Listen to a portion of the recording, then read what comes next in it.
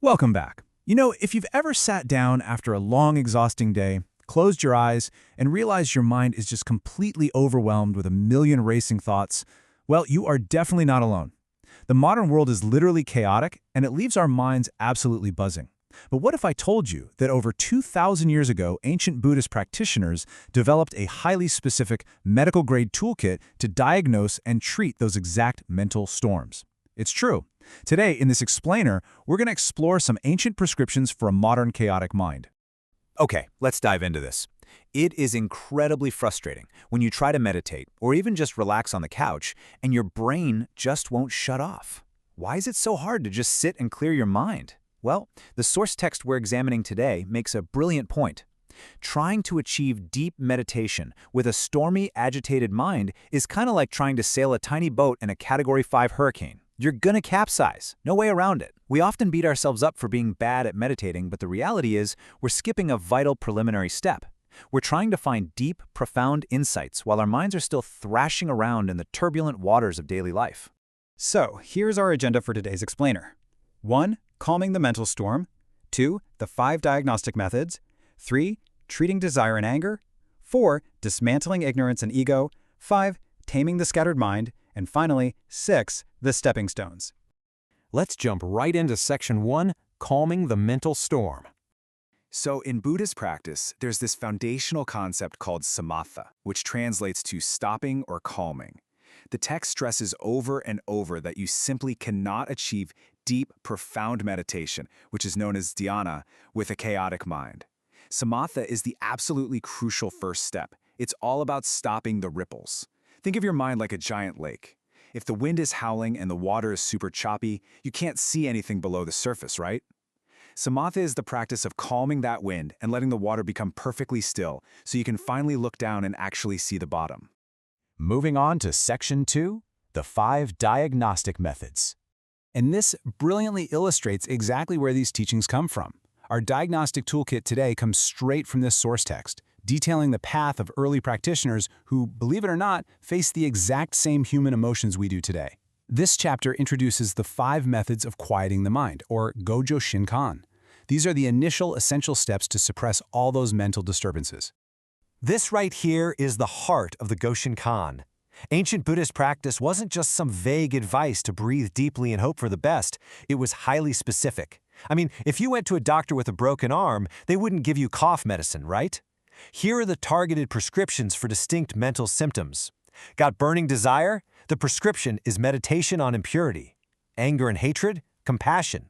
Complaints and ignorance? Causality. Ego and vanity? Elements. And for that scattered distraction we all feel? Counting breaths. Let's break these down one by one. All right, Section 3, Treating Desire and Anger. Okay, so the crucial point is how we handle burning desire, whether that's an overwhelming sexual urge or an insatiable greed for material stuff. The ancient prescription is the meditation on impurity, or Fujo-kan. And I'll be honest, it is a stark, shocking method. The text describes how ancient practitioners in India would actually go to graveyards. They would literally observe decaying physical forms or visualize a beautiful living body turning into white bones. Why? Because visualizing the ultimate impermanence and impurity of the physical form instantly cools the flames of intense desire. When you really internalize that the object of your lust or greed is temporary and ultimately decays, that burning attachment is severed.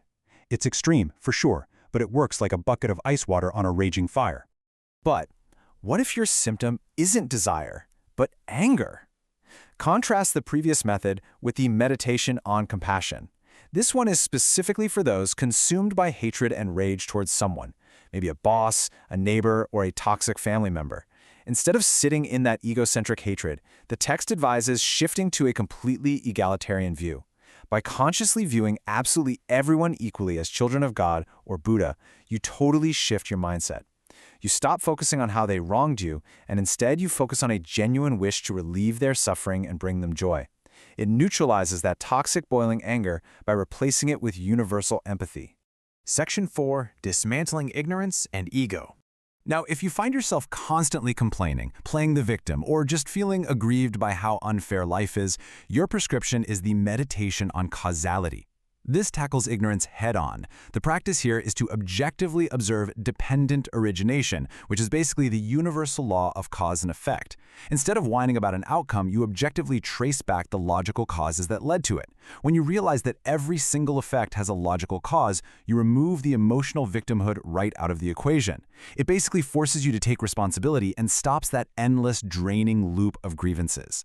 Now, what's really fascinating here is the cure for ego and vanity. It's called the meditation on the divisions of elements. Let's say you're incredibly proud of your intelligence or your looks, and it's making you pretty arrogant. This meditation asks you to logically deconstruct yourself into your fundamental components. The text specifically mentions the 18 elements. You realize that even those brilliant brain cells you're so proud of, they're dying every single day. By recognizing your components will eventually perish, you literally logic your own swollen ego out of existence. Next up, Section 5, Taming the Scattered Mind. If your mind is just scattered in a million different directions with worldly thoughts, like most of us today, your prescription is the Meditation on Counting Breaths, or Susoku-kan.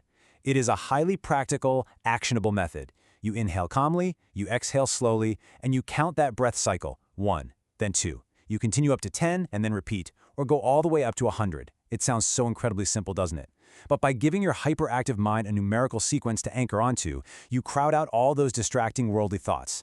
You are literally giving your mind a singular, boring task to perform so it finally stops chasing every shiny distraction. Finally, Section 6, the stepping stones. So you might be wondering, where do I even start with all this?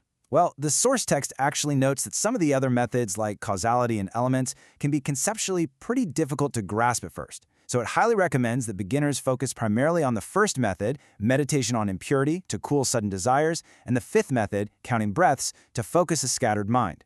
These two are the absolute best, most accessible entry points for anyone looking to establish a baseline of peace today. And this brings us to the ultimate realization of this explainer.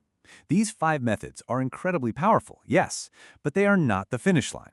As the text makes crystal clear, quieting the mental fluctuations is merely the absolute prerequisite. You stop the storm so you can finally begin the real work of awakening true wisdom and self-discovery. They're just the necessary stepping stones to a much deeper understanding of yourself and the universe. So I want to leave you with this final thought to reflect on. Between burning desire, anger, complaining, vanity, and distraction, which of the 5 mental disturbances do you need to write a prescription for tonight? You've got the tools now. Use them. Thank you so much for joining me for this explainer, and I truly hope you find some calm in your mental storm today.